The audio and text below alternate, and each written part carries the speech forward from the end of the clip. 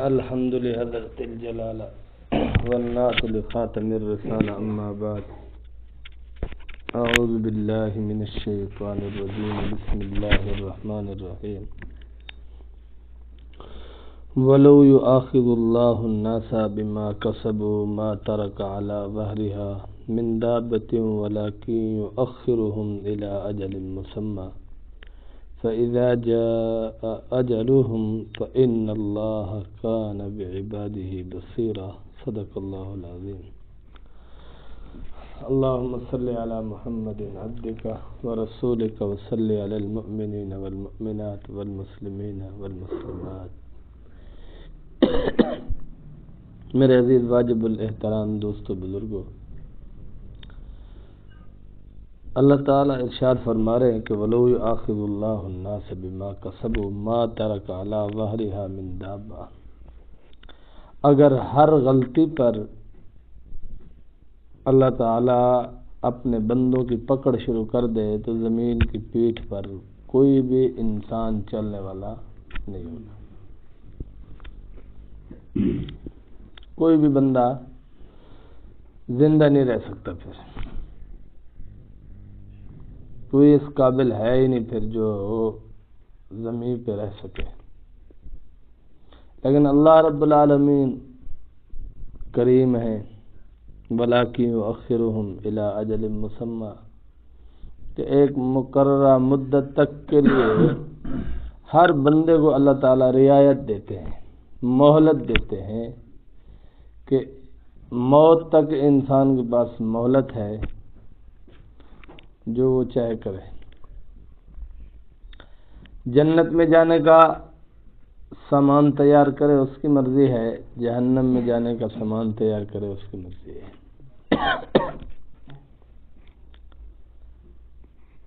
اگر اللہ کو راضی کرنا ہے تو اللہ کے احکامات کو بھی مانے، جہاں کمی کوتاہی ہوتی ہے استغفار کی کثرت کرے، توبہ کرے، اپنے گناہوں کی بخشش کا سامان کرے،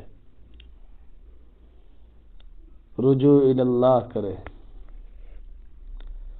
ہر وقت آدمی کوشش کرے کہ اس کو دل حضوری نصیب ہو جائے، کہ اس کے دل میں ہر وقت اس کو یہ بات جو ہے نا یاد رہے، دل میں یاد رہے کہ اللہ مجھے دیکھ رہا ہے، چاہے میں جہاں کہیں بھی ہوں۔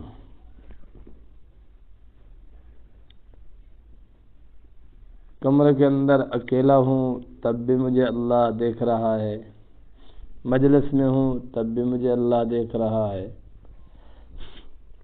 کھیتی باڑی کر رہا ہوں تب بھی اللہ دیکھ رہا ہے، دکانداری کر رہا ہوں اللہ دیکھ رہا ہے۔ صرف زبان سے کہنا نہیں، دل پر اس کا اثر ہو، اور جب دل میں یہ بات ہوگی کہ دل حضوری، کہ دل یہ سمجھے گا کہ اللہ مجھے دیکھ رہا ہے، یہ خیال اس پر غالب ہوگا، دکاندار ہوگا تو وہ چیز دینے اور لینے میں گڑبڑ نہیں کرے گا۔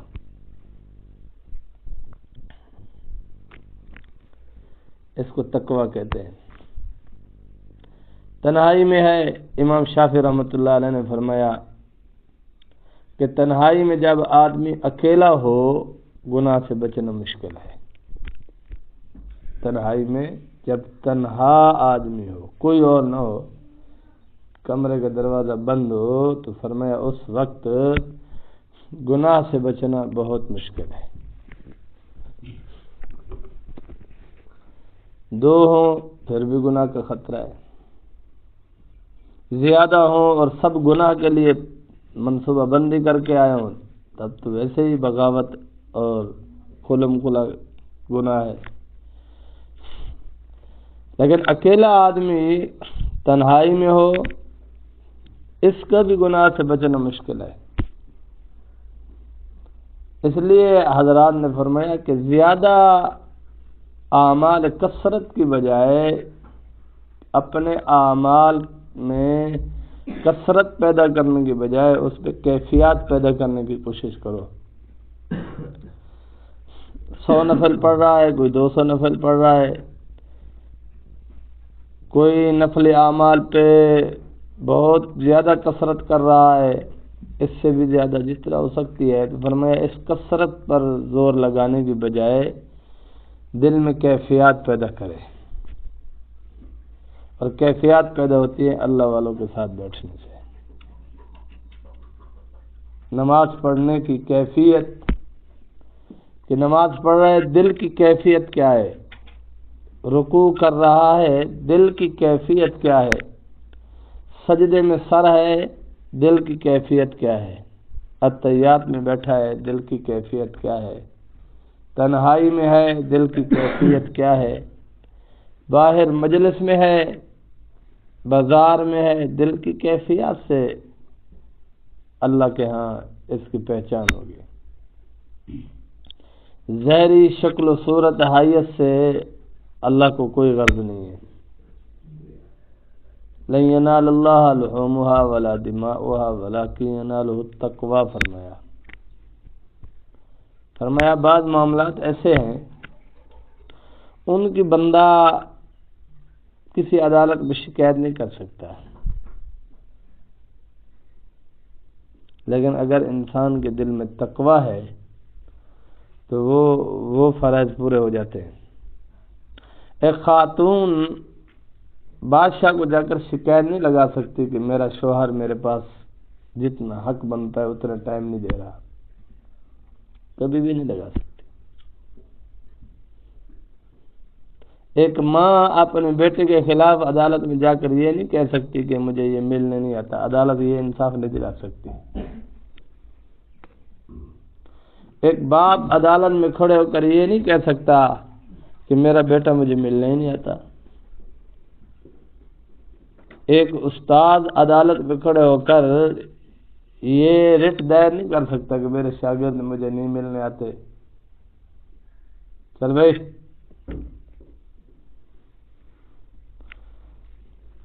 میرے شاگرد مجھے ملنے نہیں آتے، مجھے انصاف دلایا جائے کہ یہ مجھے ملنے آئے۔ یہ عدالت انصاف نہیں دے سکتی۔ ایک پیر مرشد اپنے مرید کے بارے میں عدالت میں رٹ دائر نہیں کر سکتا کہ یہ مجھے ملنے نہیں آتا۔ یہ دل کا سودا ہے۔ دل میں جتنا پرہیزگاری ہوگی، پاکیزگی ہوگی، اتنا ہی اس آدمی کے تعلق پاکیزہ ہوں گے، اور اس کا طبعی رجحان پاکیزہ لوگوں کی طرف ہوگا، دھیان پاکیزہ لوگوں کی طرف ہوگا، اچھے خیالات ہوں گے، ماں باپ کی طرف اس کا رجحان ہوگا کہ ماں باپ سے ملاقات کرنی چاہیے، بیوی سے ملاقات کرنی چاہیے، اپنے بیٹے بیٹیوں کے ساتھ بیٹھنا چاہیے، اللہ والوں کے ساتھ بیٹھنا چاہیے، اور وقت ملتا ہے اپنے اساتذہ کے پاس بیٹھنا چاہیے۔ یہ اس وقت ہوتا ہے جب انسان کا دل صاف ہو، دل میں اخلاص ہو، دل میں تقوی ہو۔ اگر دل میں گندگی ہے، فسق ہے، فجور ہے، تو پھر اس کا اٹھنا بیٹھنا فسق اور فجور والے لوگوں کے ساتھ بکثرت ہے، اہل اللہ کے ساتھ، ماں باپ کے ساتھ، اپنے اساتذہ کے ساتھ نہیں ہے۔ کسی کی اچھائی اور برائی کو اس دور میں اگر پرکھنا ہو، کسی کی اچھائی اور برائی کو اس دور میں اگر پرکھنا ہو، اس کے اعمال سے نہ پرکھو، اس چیز سے پرکھو کہ اگر وہ عالم دین ہے، اگر وہ صاحب نسبت ہے، تو اس کی اچھائی اور برائی اس چیز سے پرکھو کہ آیا وہ اپنے اساتذہ کو ملنے جاتا ہے یا نہیں، جس اللہ والے کے ساتھ اس کا اصلاحی تعلق ہے اس کے پاس اس کا آنا جانا ہے یا نہیں۔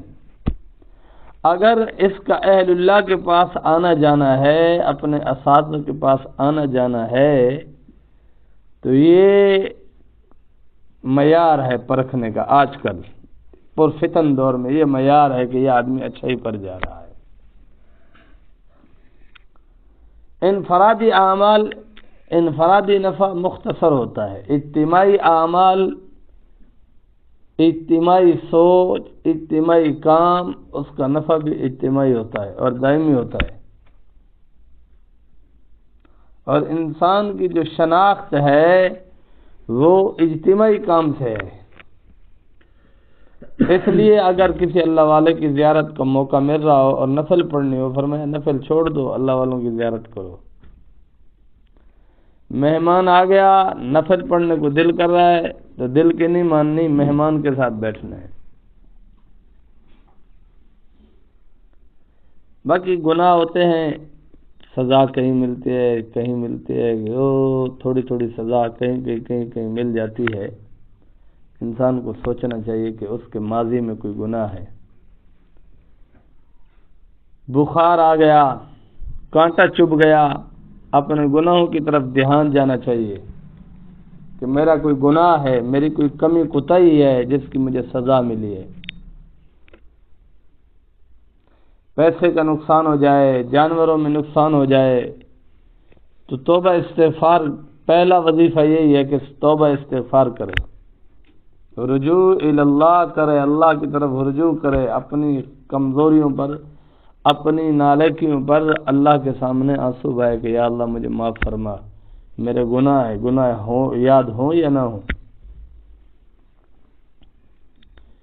جیسے حضرت داؤد علیہ السلام کے دور میں ایک آدمی وہ ہر وقت دعا کرتا رہتا تھا، یا اللہ مجھے خزانہ غیب سے رزق عطا فرما، مجھ سے یہ نہیں ہوتا کہ میں اونٹ خریدوں، اس پر سامان لا دوں، پھر جس جگہ جا کر لے جانا ہو وہاں اتاروں، یہ مشقتیں مجھ سے نہیں ہوتی، بغیر محنت اور مشقت کے مجھے رزق عطا فرما۔ وہ سالہ سال ایسی دعا مانگتا رہا، سالہ سال۔ تو ایک مالدار کی گائے چھوٹ گئی تو وہ اس کے گھر میں داخل ہو گئی۔ اس نے کہا واہ بھائی واہ، کتنے عرصے سے میں اللہ سے رزق مانگ رہا ہوں اور یہ بھی ساتھ درخواست دے رہا ہوں یا اللہ بغیر محنت مشقت کے رزق دے، گائے آ گئی ہے۔ اس نے چھری اٹھائی اور اسے ذبح کر دیا، اور کسائی کو بلایا، بھائی اس کا گوشت بنا دو۔ کوک کو بلایا کہ جی مجھے کباب بنا دو۔ اب وہ گوشت بھونا جا رہا ہے اور یہ جناب ٹانگ پہ ٹانگ رکھ کر بڑے مزے سے کھا رہا ہے۔ گائے کا مالک آ گیا، اس نے کہا میری گائے ادھر آئی ہے اور لوگ کہتے ہیں آپ کے گھر میں داخل ہوئی ہے، جلدی کر میری گائے دے۔ اس نے کہا بھائی میرے پاس کوئی گائے نہیں ہے، کہ یہ جو کھا رہا ہے تو کہ یہ تو میرا رزق ہے۔ کتنا عرصہ دراز ہو گیا میں اللہ تعالیٰ سے مانگ رہا ہوں کہ یا اللہ مجھے بغیر محنت اور مشقت کے رزق عطا فرما۔ بغیر محنت اور مشقت کے میرے گھر آ گیا، میں آپ کے باڑے سے تھوڑی میں چوری کر کے لایا ہوں، یا آپ کے جانوروں کے ریوڑ میں سے تھوڑی چوری کر کے لایا ہوں، یا میں نے گلی میں جاتے ہوئے کو تھوڑی پکڑا ہے، یہ خود میرے گھر آئی ہے اور یہ میری دعا ہے، میں نے خود دعا مانگی یا اللہ بغیر مشقت کے، بغیر محنت کے مجھے روٹی روزی دے، تو بغیر محنت مشقت کے میرے گھر آ گئی ہے، تو لہذا یہ میرا رزق ہے، اس پر کوئی بات نہ کر۔ اس نے کہا نہیں میری گائے ہے، میری گائے مجھے واپس دو، یا اس کا معاوضہ مجھے واپس دو۔ اس نے کہا بھی کوئی معاوضہ نہیں ہے، میں نے اللہ سے مانگا ہے۔ اب بستی کے لوگ، علاقے کے لوگ جمع ہو گئے، اس کو سمجھانے لگے بھائی یہ گائے اس کی چھوٹ گئی ہے، آپ کے گھر میں آ گئی، اس کا کیا مطلب ہے؟ اس نے کہا اس کا صاف مطلب ہے میرا رزق ہے۔ انہوں نے کہا یار کل کر، جب یہ تیری ہے نہیں تو تیرا رزق کیسے ہے؟ کہا بس میرا رزق ہے، میں نے دعا مانگی اللہ سے۔ تو یہ ماجرا لوگوں نے کہا کہ حضرت داؤد علیہ السلام کے پاس پیش کرو، وہ وقت کے عادل بادشاہ ہیں، ان کے انصاف کا ان کے ریاست میں بول بالا ہے، دھرتی پر ان کے انصاف کا بول بالا ہے، اور وہ اللہ کے نبی بھی ہیں، بادشاہ بھی ہیں، نبی بھی ہیں، اور ان کے انصاف کا ہر طرف چرچا بھی ہے، تو ان کے پاس یہ مقدمہ لے چلو۔ تو ماجرا وہاں پہنچا، شہر کا شہر جمع ہو گیا۔ حضرت داؤد علیہ السلام نے اس آدمی کو کہا بھائی تو نے اس کی گائے کیوں ذبح کی ہے؟ اس آدمی نے کہا اے اللہ کے نبی میں نے اس کی گائے ذبح نہیں کی، یہ غلط کہہ رہا ہے، میں نے تو اللہ سے دعا مانگی ہے اور کافی عرصے سے مانگ رہا ہوں یہ دعا کہ یا مولا کریم مجھے بغیر محنت اور مشقت کے رزق عطا فرما۔ تو بغیر محنت اور مشقت کے رزق میرے گھر آیا ہے، اب کیسے کہہ رہے ہو؟ تو داؤد علیہ السلام نے اس کو سمجھایا، لوگوں نے اس کو سمجھایا، اس نے کہا نہیں۔ تو حضرت داؤد علیہ السلام نے اس پر تھوڑی زبان سے سختی کی، کہا تو میری بات کو سمجھتا نہیں، میں کیا کہہ رہا ہوں؟ تو اس آدمی نے کہا آپ اللہ کے نبی ہو کر مجھ پر سختی کر رہے ہیں، میں آپ سے عرض کر رہا ہوں اے اللہ کے نبی میں نے دعا مانگی ہے، میری دعا کا صلہ ہے یہ، آپ مجھ پر سختی کر رہے ہو، نبی ہو کر آپ کیسے سختی کر سکتے ہو؟ تو نبی اور نبیوں کے ماننے والے صرف ان ظاہری آنکھوں سے نہیں دیکھتے، دل کی آنکھوں سے بھی دیکھتے ہیں۔ جب اس نے پھر اصرار کیا، داؤد علیہ السلام نے کہا سب گھر چلے جاؤ، کل اس کا فیصلہ کروں گا۔ تو رات جناب داؤد علیہ السلام نے نوافل پڑھی، اللہ کے حضور درخواست پیش کی، یا باری تعالیٰ یہ کیا ماجرا ہے اور میں یہ فیصلہ کیسے کروں؟ ایک طرف تیرا بندہ ہے جو گائیں کھانے کے جواب میں کہتا ہے یہ میرا رزق ہے، میں نے اللہ سے مانگی ہے، اور میرے گھر میں یہ خود آئی ہے، میں پکڑ کر تو نہیں لایا، اور ادھر مالک کہتا ہے مجھے گائیں واپس دلاؤ، تو یا مولا کیا کروں؟ یہ درخواست دی تو جناب نوح علیہ السلام، جناب داؤد علیہ السلام کو اللہ تعالیٰ نے وحی نازل فرمائی کہ صبح جب عدالت لگے جس کی گائے ہے اسے کہنا اس فقیر کو گائے معاف کر دو۔ اب پورا جو لوگ رہ گئے تھے وہ خبر پھیلتی گئی تو لوگ زیادہ جمع ہو گئے۔ اگلے دن نوح علیہ السلام کی عدالت لگی، داؤد علیہ السلام کی عدالت لگی، وہ آ گیا کہ میری گائے دلواؤ۔ حضرت داؤد علیہ السلام نے فرمایا بھائی تو گائے معاف کر دے اس کو، یہ درویش بندہ ہے، فقیر بندہ ہے اور پورا سورا ہے، چھوڑ اس کو۔ اس نے کہا لو جی میں انصاف لینے آیا ہوں اور یہ کہتے ہیں معاف کر دو۔ راتوں رات کیا ہو گیا داؤد، آپ کو راتوں رات کیا ہو گیا؟ کیا آپ نے ان سے رشوت لے لی؟ یہ آپ کی سوچ بن گئی۔ حضرت داؤد علیہ السلام نے فرمایا بھائی میں اللہ کا حکم آپ کو سنا رہا ہوں، آپ یہ گائے اس درویش فقیر کو معاف کر دو ورنہ آپ ذلیل اور رسوا ہو جاؤ گے۔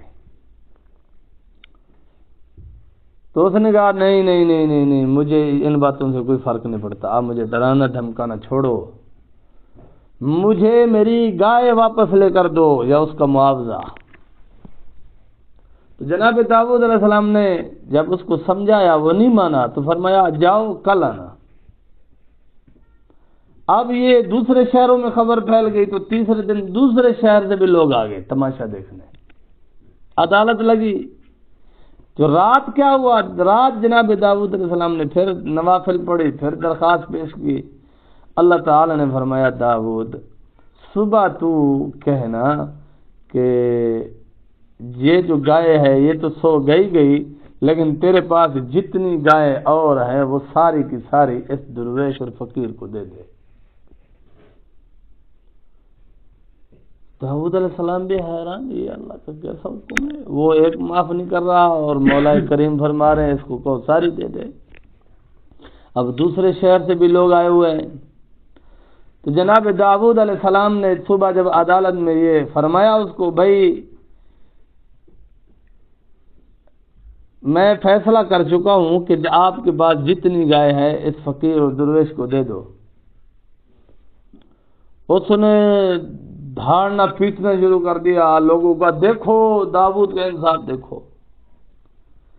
میری اصلی گائے جو وہ کھا گیا وہ واپس دلانے کی بجائے مجھے کہہ رہا ہے جتنی تیرے پاس ہے سب اس کو دے دو۔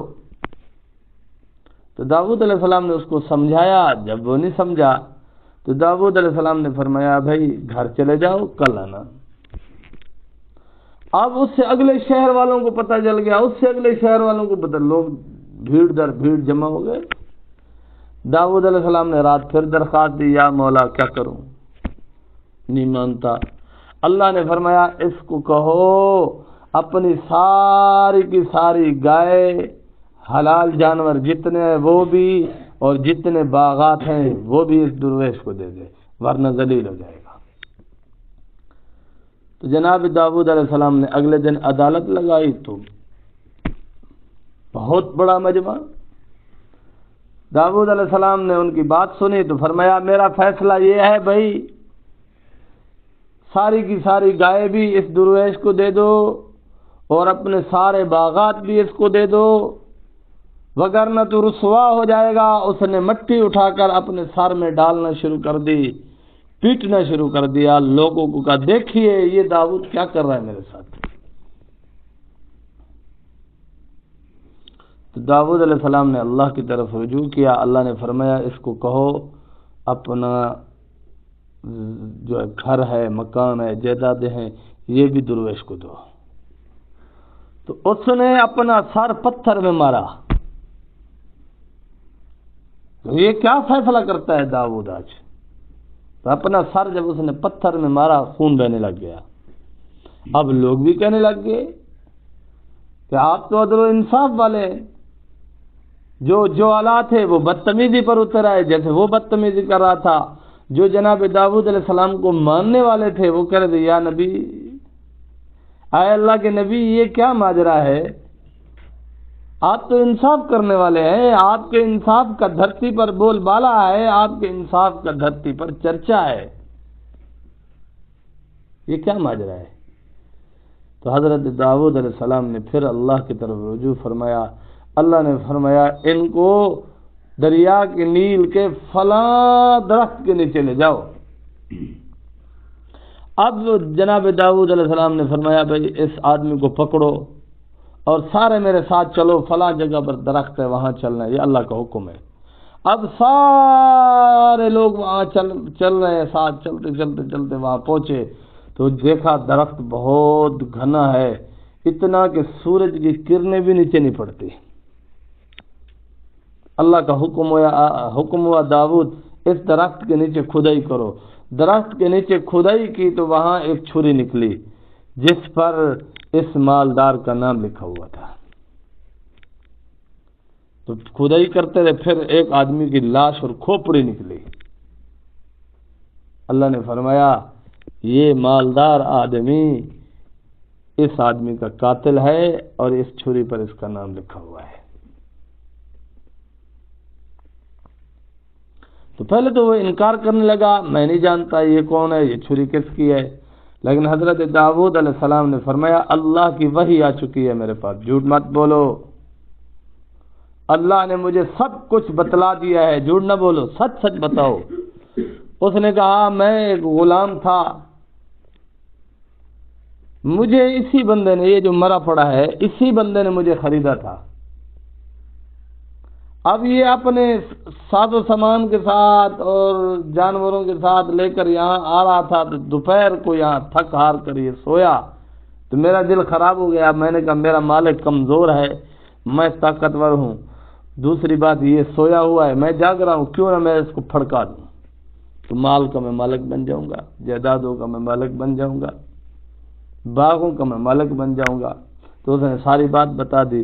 تو حضرت داؤد علیہ السلام نے فرمایا تو نے یہاں بس نہیں کی بلکہ اس کی اولاد کو بھی تو نے ذلیل و خوار کیا، یہ جو درویش ہے یہ اسی کا بیٹا ہے۔ تو ایک گائے دے دیتا تو مسئلہ حل ہو جاتا نا۔ ہمارے جٹ بھی میں نے سوچتا رہتا ہوں کہ ہمارے دیہات کے جٹ اللہ سے یہاں سارے نال انصاف کریں، اگر انصاف ہوا تو ایسے ہوگا۔ ہم اپنے پیچھے والے گناہ بھی دیکھیں، اپنے وہ جرائم جو ہم مجلس میں بیٹھ کے بھڑکے مارتے ہیں، میں ایسا متقی، میں ایسا پرہیزگار، میں ایسا عدل والا، ان باتوں پر نہ جاؤ، ان باتوں پر جاؤ جن کو اللہ جانتے ہیں، جو آپ کے اور میرے عیب مخلوق خدا کے سامنے نہیں ہے، صرف اللہ عز و جل ان کو جانتے ہیں۔ وَسَتَّارُ الْعُیوب، اللہ ستار العیوب ہے کہ اپنی چادر ستاریت میں ہمارے گناہوں کو چھپا رکھا ہے۔ ان گناہوں پر تو نظر کرو یار، انصاف کر۔ دعوے سے کہہ رہے ہوتے پنچایت میں بھی، مسجدوں میں بھی، اولیاء کے سامنے بھی، حضرت صاحب دعا کرو اللہ میرا انصاف کرے۔ کیا اوے ڈر اللہ سے، ڈر اللہ سے۔ یہ آپ کو جو مجھ کو ایمان ملا ہے، ایمان یہ اللہ کا فضل ہے۔ آپ کو اور مجھ کو یہ جو دین ملا ہے اللہ کا یہ فضل ہے۔ آپ کو اور مجھ کو یہ دینی مجلس ملی ہے یہ اللہ کا فضل ہے۔ انصاف کس چیز کا مانگتے ہو؟ امام اعظم ابو حنیفہ رحمۃ اللہ علیہ نے فرمایا کل قیامت کے دن اگر اللہ رب العالمین نے انصاف پر مبنی فیصلہ فرمایا تو فرشتے بھی جہنم میں جائیں گے۔ اگر ایسا ہوگا نہیں، اگر اللہ انصاف پر فیصلہ فرمائے تو فرشتے بھی بری نہیں ہو سکتے۔ کیوں؟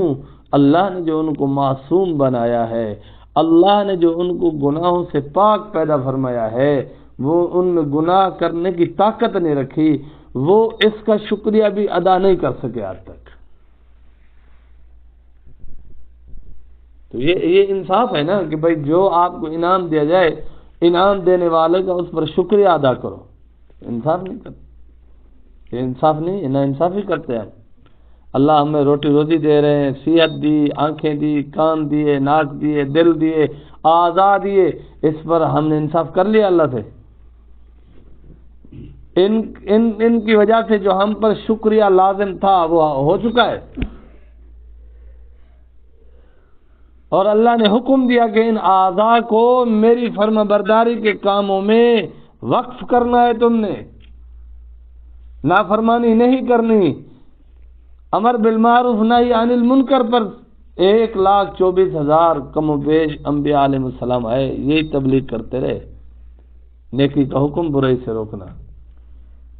تو ہم اس پر پورا اتر رہے ہیں، خود کو برائی سے روک پا رہے ہیں، ہماری آنکھیں پاک ہیں، ہم غیر محرم کو نہیں دیکھتے، ہمارے کان پاک ہیں، غیر محرم کی باتیں نہیں سنتے، ہمارا دماغ پاک ہے کہ غیر محرم کو نہیں سوچتا، ہمارا دل پاک ہے کہ غیر محرم کی اس میں محبت نہیں ہے، ہماری زبان پاک ہے کہ غیر محرم کے بارے میں اس میں کبھی بات نہیں کرتے، ہمارا ناک پاک ہے کہ اس سے ہم غیر محرم کی خوشبو نہیں سونگتے،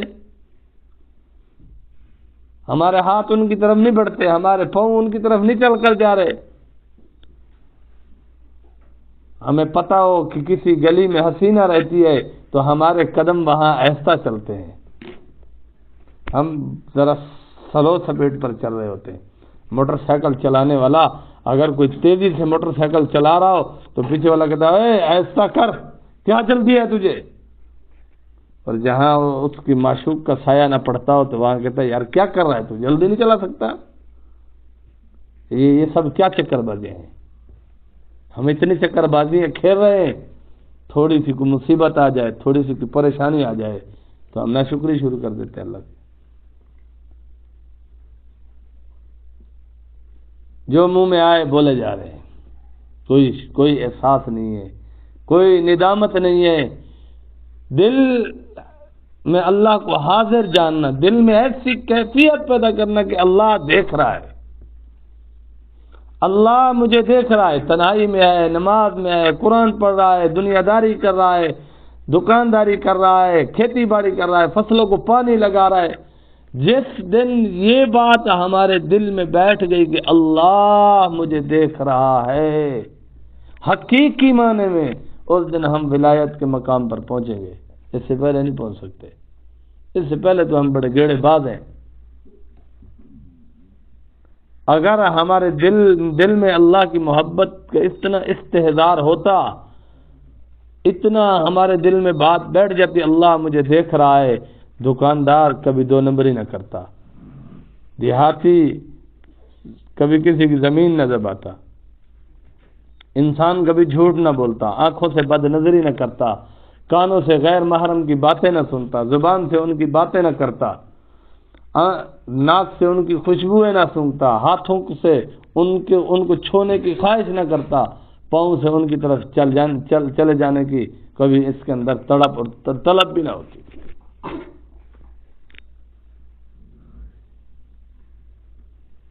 علامہ ابن جوزی رحمۃ اللہ علیہ نے لکھا ہے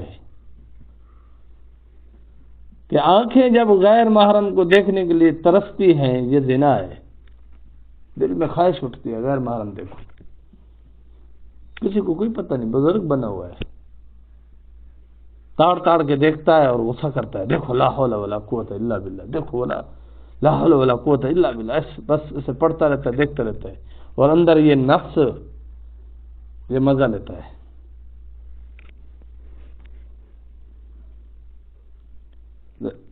اب کہتے ہیں اللہ ہمارے ساتھ انصاف کر دے،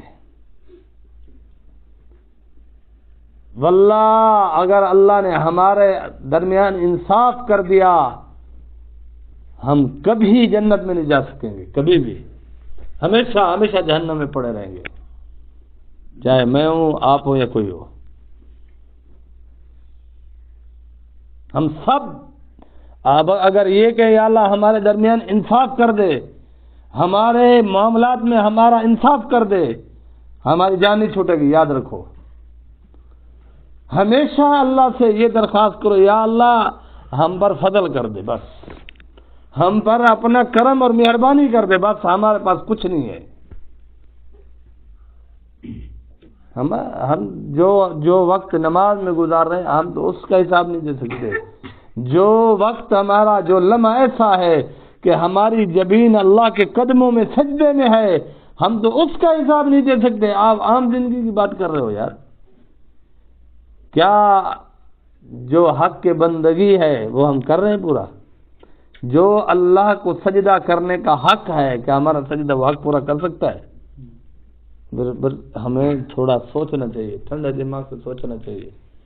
پریشانی آ جائے، مصیبت آ جائے، جھگڑے ہو جاتے ہیں تو ٹھیک ہے، جہاں تھوڑی بہت جد و جہد ہوتی ہے، ظاہراً اپنا مال زمین جائیداد جانے کا خطرہ ہوتا ہے، لیکن اتنا نہیں کہنا چاہیے یا اللہ انصاف کرنا، یوں پھر وہاں بھی اپنے حق کے لیے جد و جہد بھی کرو، جس بھی کسی کے ساتھ ہمارا جھگڑا ہو خدا نہ خواستہ وہ بھی نہیں کرنا چاہیے، اگر ہے جس سے حق تلفی زیادہ ہو رہی ہے تو اس کو بھی آسان طریقے سے لڑ کے حاصل کرنا چاہیے، شور شرابہ کر کے یا پھر بزرگوں سے اولیاء سے جا کر یہ کہنا کہ دعا کرو اللہ ساڈا انصاف کر دے۔ کیا اللہ آپ کے اور میرے اعمال سے واقف نہیں ہے؟ اللہ آپ کے اور میرے اعمال اور کرتوتوں سے واقف نہیں ہے؟ میری اور آپ کی آنکھیں کیا کرتی ہیں اللہ کو پتہ نہیں ہے؟ میرے اور آپ کے کان کیا سنتے ہیں اللہ کو پتہ نہیں ہے؟ آپ اور میں جب کمرے میں اکیلا ہو جاتے کیا کرتے ہیں اللہ کو پتہ نہیں ہے؟ ہمارے دل کے جذبات احساسات کس وقت کیا ہوتے ہیں اللہ کو پتہ نہیں ہے؟ اللہ کو ساری چیزوں کا علم حاصل ہے اور ہر چیز کو اللہ اچھے انداز میں جانتے ہیں۔ یوں کبھی نہ کہا کرو میرے دوستو، کبھی نہ کہا کرو کہ اللہ انصاف کر دے، نہیں، یا اللہ فضل فرما دے، بس کرم فرما دے میرے اللہ، ہم تیرے کرم کے طلبگار ہیں، تیرے فضل کے طلبگار ہیں، تو غفور ہے، تو تجھ سے مغفرت کے طلبگار ہیں، غفار ہے، یا اللہ بہت زیادہ مغفرت کرنے والا ہے، ہم بھی بہت زیادہ مغفرت کے طلبگار ہیں۔ مولانا جلال الدین روم نے کیا پیاری دعا مانگی اللہ سے، اے اللہ ایک چونٹی جیسے ہاتھی کے سامنے آ جائے اور وہ چونٹی کہتی ہے ہاتھی مجھے بچا لینا، تو ہاتھی کے وجود کے سامنے چونٹی کا وجود ہی کیا ہوتا ہے؟ تو جلال الدین روم کہتے ہیں یا باری تعالی آپ کی رحمت کے سامنے جیسے ہاتھی کے سامنے چونٹی کی کوئی اوقات نہیں، میرے گناہوں کی آپ کی مغفرت کے سامنے، آپ کے کرم کے سامنے کوئی اوقات نہیں ہے۔ یا اللہ تو معاف کر دے، آپ کے خزانوں پر کوئی فرق نہیں آنے والا۔ یوں کہنا انصاف کر دے، یہ بہت بڑی بات کر دی، چھوٹا منہ بڑی بات، انصاف کر دے۔ ہاں اسی کو فرمایا وَلَوْ يُؤَاخِذُ اللَّهُ النَّاسَ بِمَا كَسَبُوا مَا تَرَكَ عَلَى ظَهْرِهَا مِن دَابَّةٍ۔ اگر ہم یوں کہہ دیں کہ یا اللہ ہمارا انصاف کر دے تو ہم میں سے کوئی جاندار زمین پر نہیں چل سکتا، مستحق ہی نہیں ہے چلنے کا، ایک سانس لینے کی بھی ہم مستحق نہیں ہیں۔ وَلَٰكِن يُؤَخِّرُهُمْ إِلَىٰ أَجَلٍ مُّسَمًّى، لیکن اللہ فرماتے ہیں ہم نے آپ کو تھوڑے سے وقت کے لیے آپ کو ایسے مہلت دے دی، تاخیر کر دی کہ ہم دیکھنا چاہتے ہیں میرے لیے کیا لاتے ہو۔ فَإِذَا جَاءَ أَجَلُهُمْ، پھر وہ وقت آئے گا، ایسا نہیں ہے ٹلا تو ٹل ہی گیا، نہیں، پھر وہ وقت آئے گا، ہمیں اللہ کے حضور پیش ہونا ہے۔ جب اللہ کے حضور پیش ہونا ہے تو پھر اکڑ، تکبر، نہ اپنی دولت پر، نہ اپنی جوانی پر، نہ اپنی عبادت پر، نہ اپنے سجدے پر، نہ اپنے ذکر پر، نہ اپنے جو ہے نا عشق اور محبت پر مان کرو۔ ہمارا عشق ہے ہی نہیں، عشق تو صحابہ نے حضور سے کر کے دکھایا ہے، اور انہوں نے عشق کا حق ادا کیا کہ دین آپ تک اور مجھ تک پہنچا ہے۔ ہمارا دعویٰ کیا ہے؟ ہم کہیں جو میں بڑا اللہ کا عاشق ہوں، میں رسول اللہ علیہ وسلم کا عاشق ہوں، میں بڑا دین کا خادم ہوں۔ ہماری کیا خادمیت ہے؟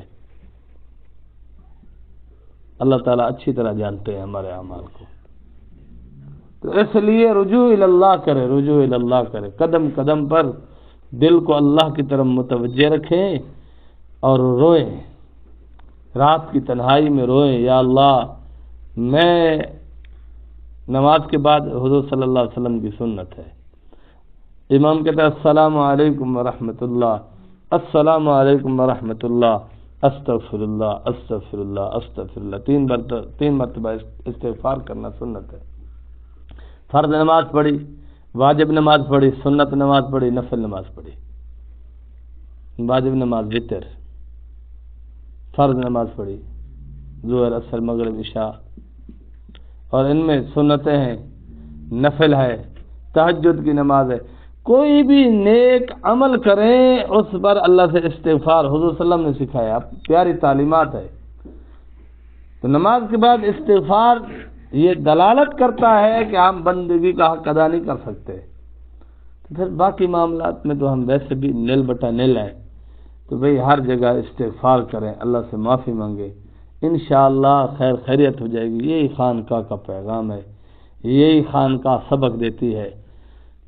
یہ کہنا لوگ باہر بیٹھ کے آپ کو بھی تنگ کرتے ہیں، مجھے پتہ ہوتا ہے، لوگ کہتے ہیں جی کیا سکھن گے اسی پیر صاحب کو، تو آگے کاوڑ نہ کیا کرو، کوئی بات سنا دیا کرو، یار آج ہم نے یہ بات سنی ہے، جو بات بھی آپ کو سمجھ آئے، بھئی آج ہم نے یہ بات سنی ہے، آپ کو بھی میرا دل کر رہا ہے سنا دو، تو انشاءاللہ وہ اگر انصاف پسند ہے تو وہ آپ سے خوش ہوگا، اگر وہ حسد کی آگ میں جل رہا ہے تو اس حاسد کو آپ موقع نہ دو کہ 10 بندے وہ اور بھی آپ کے دشمن بڑھا کر کھڑا کر دے، 10 بندے اور بھی بگاڑ کے آپ کے خلاف کر دے۔ اور ایسے لوگ مجھے پتہ ہے کہ وہ دیکھیں گے مولوی سجاد صاحب اکیلے ہوں گے، مولانا سجاد صاحب ماشاءاللہ بڑا اچھا کام کر رہے ہو، میں بڑا خوش ہوں آپ خانقاہ میں آتے ہو جاتے ہو، اور اللہ تعالیٰ آپ کو جزائے خیر دے، بہت اچھا کام ہے۔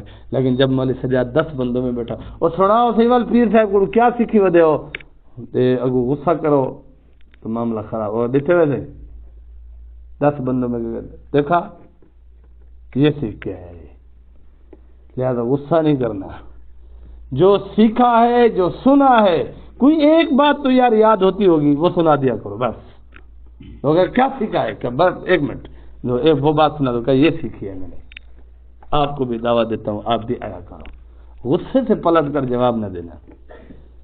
آدھا گھنٹہ بیان ہوتا ہے، پونا گھنٹہ بیان ہوتا ہے، کوئی ایک بات تو یاد ہوتی ہوگی وہ سنا دیا کرو۔